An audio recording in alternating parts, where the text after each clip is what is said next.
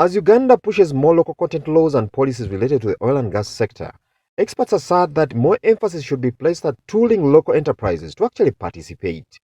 The discovery of commercially viable oil deposits in Uganda over 10 years ago brought excitement, especially among SMEs and policymakers, with many looking at it as a growth driver the private sector and the economy needed.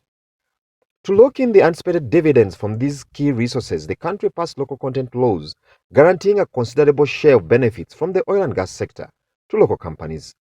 Experts, however, warn that legislation is not enough to ensure the benefits from the sector trickle down. There are some economies, such as Brazil, that have, put on paper very aggressive, local content goals. For example, aggressive goals in terms of the percentage of contracts that go to local businesses. And what happened is the capacity of the local industry was not ready to supply at such volumes and at such high standards. And it did kind of cause some frustrations on the projects. To this end, pundits are calling for deliberate policies and action stands that tool SMEs and local companies to participate and compete in this space.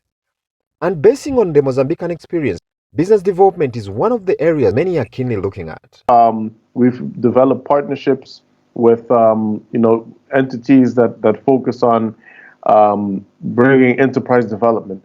So as we speak, for a year now, we have an MOU and partnership signed with MOZAP, and MOZAP happens to be the enterprise development center that belongs to ExxonMobil. And they have a goal of training more or less 1,000 or over 1,000 SMEs in 4 years, and training local SMEs and capacitate them to eventually, supply goods and services to large projects in the oil and gas sector. Besides limited technical know-how, there's a major resources challenge for those wishing to participate in this sector. Here, questions are being asked about the role banks can play to strengthen SME participation. The real value of oil and gas is in the linkages that are going to accrue to the other sectors in the economy.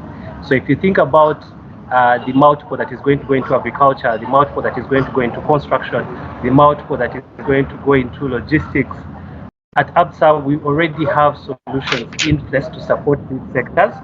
And what we're trying to do is to make sure that we can handle the increased volumes that are going to come out of these sectors that are going to benefit from the oil and gas.